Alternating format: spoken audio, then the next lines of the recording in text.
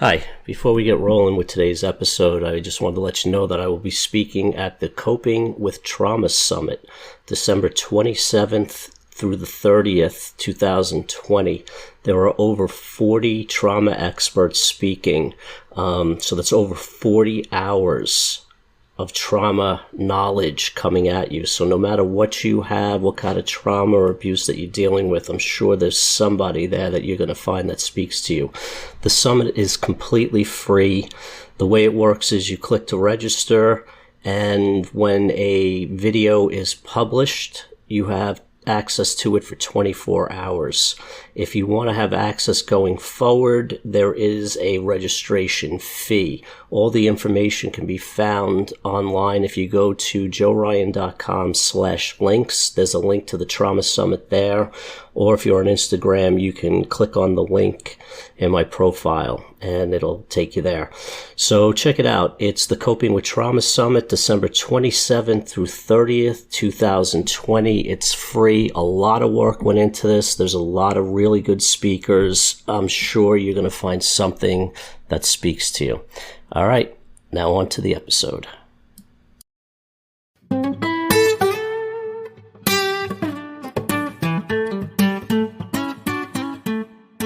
All right, today we got Q&A. Thank you everybody for sending in the questions, and thank you for all the reviews on iTunes. It really helps other people find it a lot easier.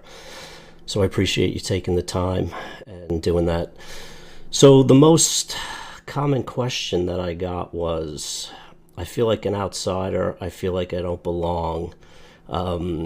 I just feel completely alienated and disconnected from the rest of the world. So many ways to answer this, so many. When you don't feel like you belong as a child, you don't know what that feels like. I equate it to, I felt like I was dropped in the middle of the movie. The movie was already cast, the script was already produced, everybody had lines and dialogues and scenes, and I didn't. And that's kind of how I felt growing up, that I just didn't fit in. Everybody had a shorthand, a way of being. There was this system in place, and everybody did their roles, and, who did the cooking, who made the drinks, who cleaned up, who set up, who made the coffee, all of that. And it just didn't seem like there was a place for me or a space. And I could always just remember, I had a big Italian family, and we did the, you eat dinner at 2:30 deal, and there was a bunch of people there always, and I just never felt like I connected, like I never fit in. I didn't understand the way they did things. It just didn't speak to me. And I just always felt like an outsider. And, I think I tried to fit in and find a place and find a role and a place to matter, but I never feel like I did. And I kind of went through the rest of my life like that. I mean, everybody uses Land of Misfit Toys. I use House of Freaks. I feel like I don't fit in anywhere. And there's also, it has to do with like lack of trust within yourself.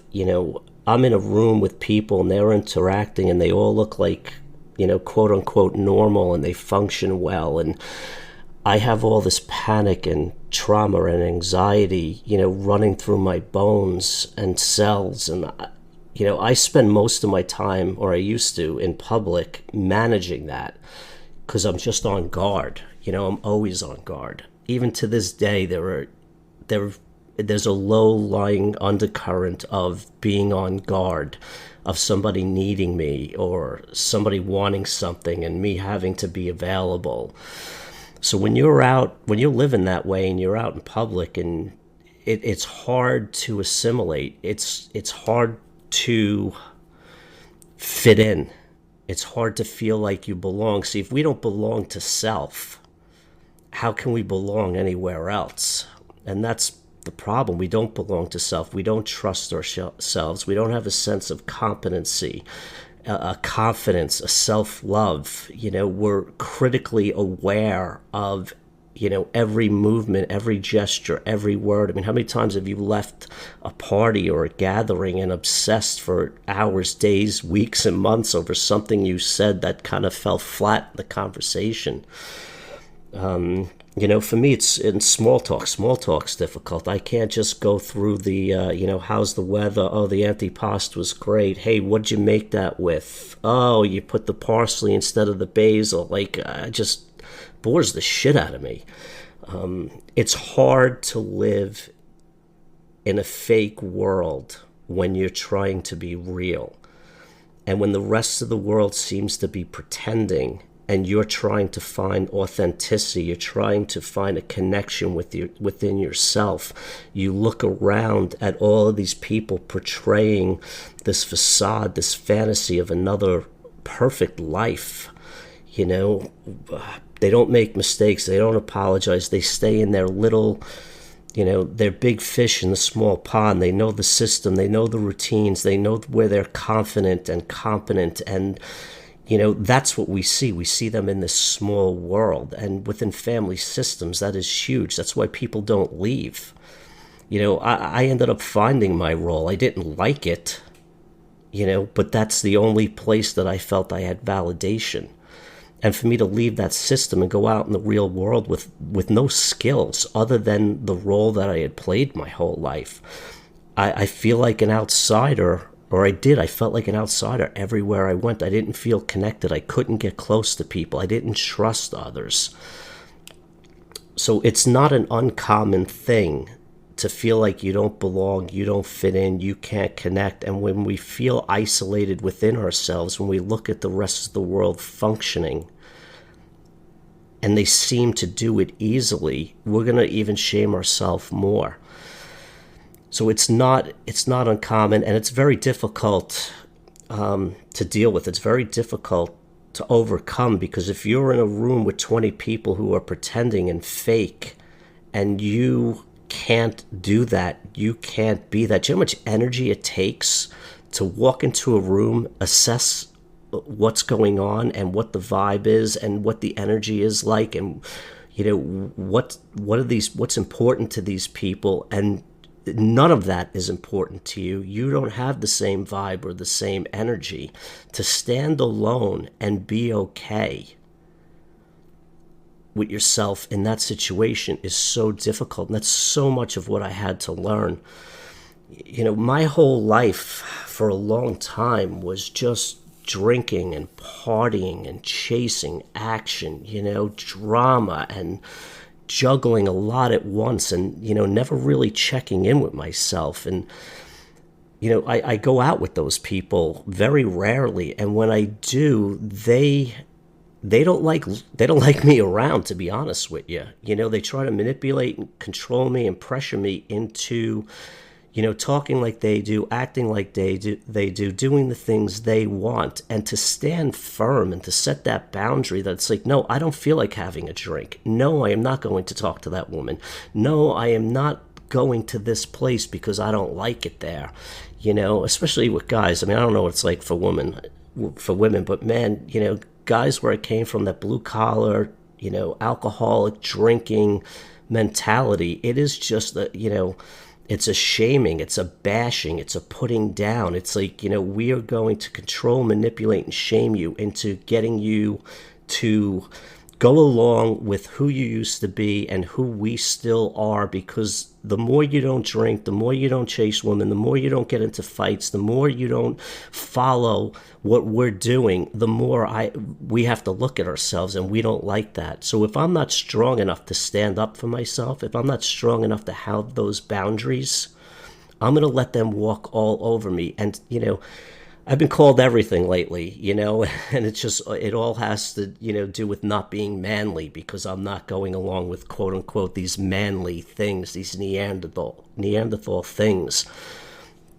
And I found it real difficult, and that's why I isolated for so long. Like, I had to build up the strength within me to start going out and being able to set those boundaries. And I'll go out and I'll set those boundaries, and it'll be argument, and, and I don't really want to be there when it comes down to that. And then, I go back home and I process the situation, And then I'll go back out and do it again, but it's practice. We need to expose ourselves to the things we're uncomfortable with. Being comfortable, not feeling isolated, not feeling like the oddball, the one that doesn't fit in. It's practice. It's painful doing it because you are judging yourself. You're looking at yourself and telling yourself, this is the way they're looking at me. They're saying this about me. Oh, this guy's a loser. Oh, he's like an old Jewish man. He doesn't want to party. He doesn't want to have a good time. He just, he's too chill. He's too, you hear all of the things that are said about you in your head. And it's difficult. It is when you don't feel good about yourself, when you don't have self-trust and a good connection within you, you're going to start taking all of these words and phrases and judgments that you think other people are putting on you, and you're going to internalize them, and you're not going to want to be there. What I found in the end is, as much as I keep putting up the boundaries and I keep being me and I don't follow the crowd and I don't give in to the peer pressure, eventually people get tired of being dicks and trying to pressure you into being who they want you to be so that you fit in.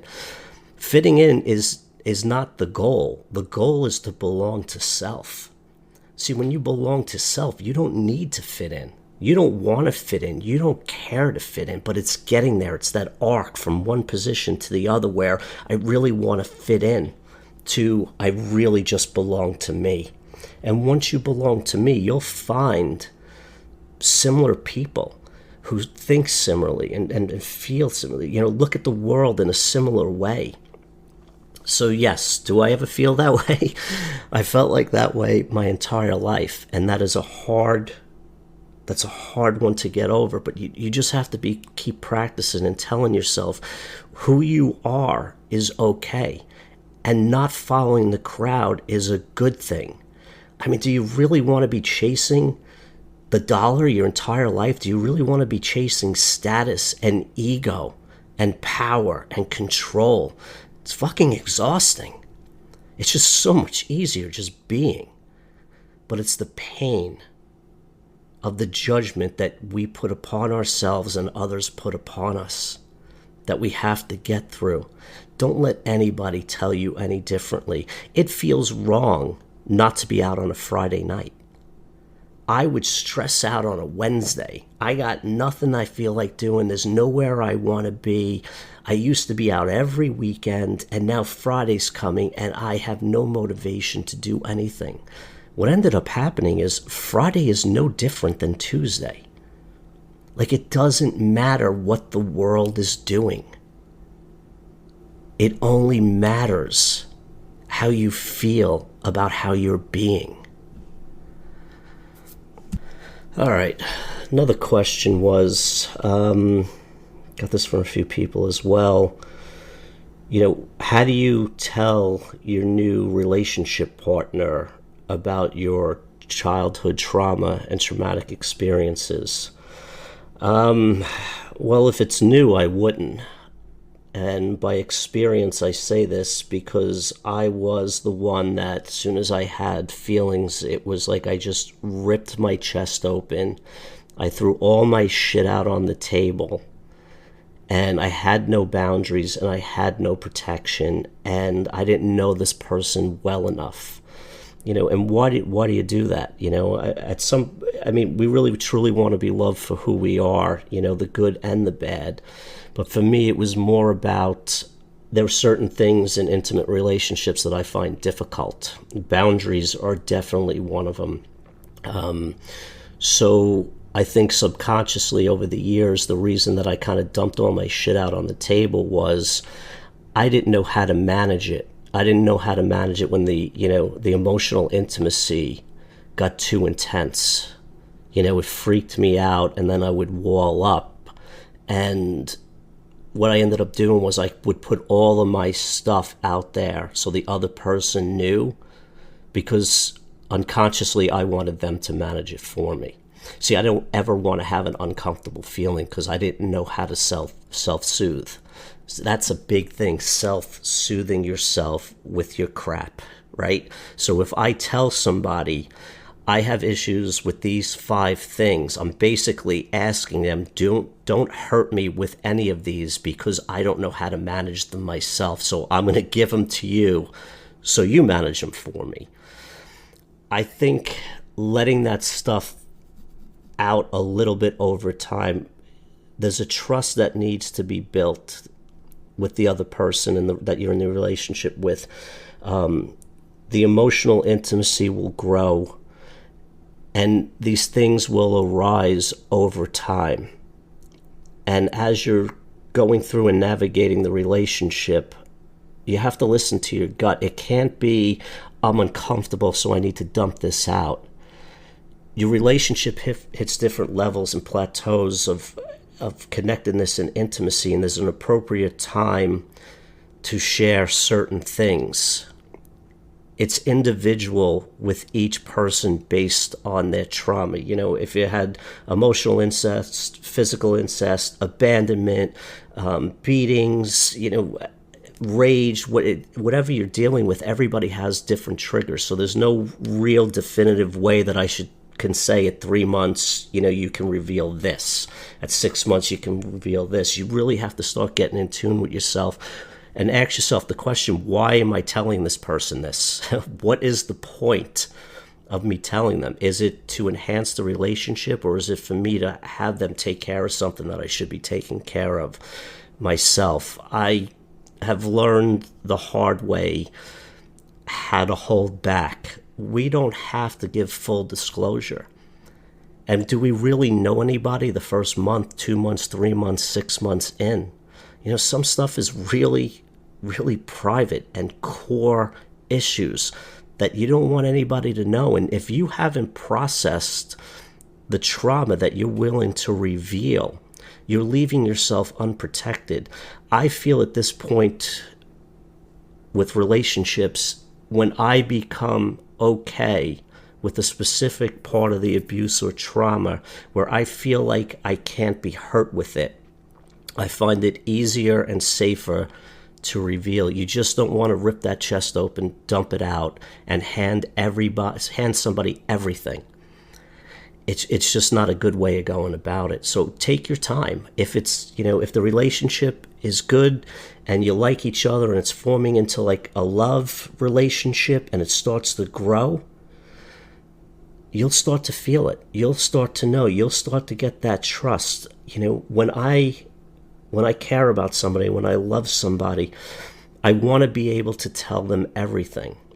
But there's an appropriate time. Doing it all up front too soon could be damaging. It can give them weapons. You're unprotected. It could scare the shit out of them and run. I mean, if I dumped all my stuff on the table on a first date, man, she wouldn't even be waiting around for the check to come. It's just too much for other people. And when you date people, usually I don't, because I attract, wounded people because we speak the same language. But if those occasions that I did date people who didn't have the wounds I have, some of them embraced them, and they were, they embraced it. They were compassionate about it.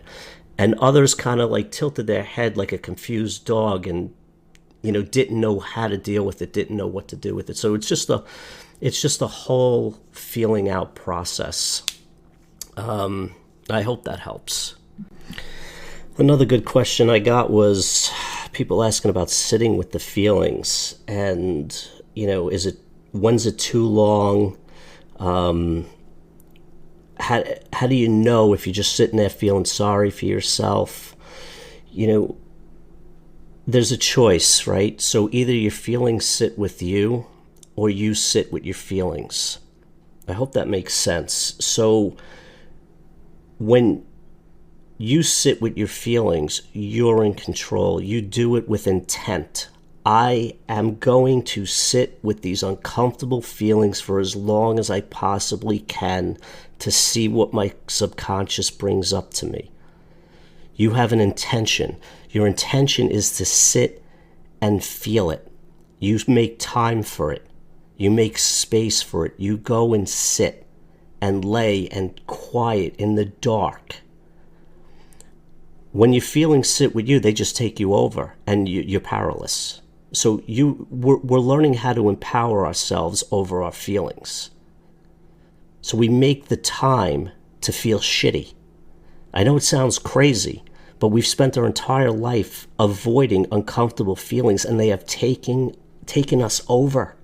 They come and go as they please. They bring us down to these shitty places that we feel powerless, and we can't even manage getting a glass of water because it's too much. So by avoiding the feelings, they get bigger and they get louder and they take us over, and we have no power or control over them. We have to have an intent. There's an intention to sit with them. As long as you can, let them come up and feel them. It's such a big difference. If the feelings come up and I'm going through my day, and they just come up and I don't have the space to go sit and deal with them, I do have to push them away. I have to push them down and deny them to a certain point. I mean, I can't be in a meeting and then, go have to lay on the couch and meditate. That feeling comes up, I push it away. I will make time later in the day, later in the evening, before I go to bed, to go sit with it and see what that is. Where is that coming from? Why is that there? What is my subconscious beating on the door so loud that it wants to be heard and acknowledged and felt? There's a powerlessness to sitting with feelings, and there's an empowerment. Empower yourself to sit with them. Get intimate with the pain, with the hurt, with the humiliation, with the rejection, with the abandonment. Sit with it. You will survive through it. The more you avoid it, the louder and more control it has over you. You have to empower yourself to sit with your feelings, make a conscious choice. Listen, we make plans to go out to dinner. We make plans to go to comedy clubs. We go to bars. We go to music. We go to parties and family events and all that stuff. We make plans to have a good time. We completely ignore the dark side.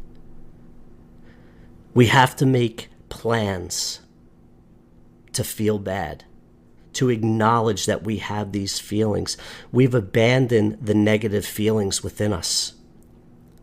And they're sad, and they feel lonely, and they feel rejected, and they want to be heard. They want to be felt. They're a part of you. I don't know where we got in this world that we're supposed to be walking around in pure bliss 24/7. That's bullshit. Happiness and sadness exist. Joy and loneliness exist. Incorporate all of it. See, when you ignore the bad feelings and you run towards the good feelings, you're constantly running. You're not taking care of what you need to take care of. The more you sit with them, the more you integrate your loneliness and your sadness and your abuse and your trauma into you, back into you, because they've been cut off, the less powerful they are. I know it's crazy sounding, but you have to make peace with that. You have to acknowledge the fact that you have rage, you have anger, you have sadness. We're human. We have as much ability to be good to other humans as we do to be bad to other humans. It's in us. It's nature. Denying that fact keeps you incomplete and from being whole. We have to be whole and accept what is within us. I never want anybody to think I'm a piece of shit, but there's a part of me that is. There's a primal animal nature in every human. And if I deny that it's there, I'm not complete and whole. I can't just walk around with a smile, pretending everything's great, and try to get everybody to like me. It's not realistic. We have to incorporate it all in. Don't let your feelings sit with you. Sit with your feelings. Thanks for listening. You can contact me at joeryan.com. Follow me on Instagram at joeryan. And if you want, you can leave us a review on iTunes. That'd be great. All right, take care.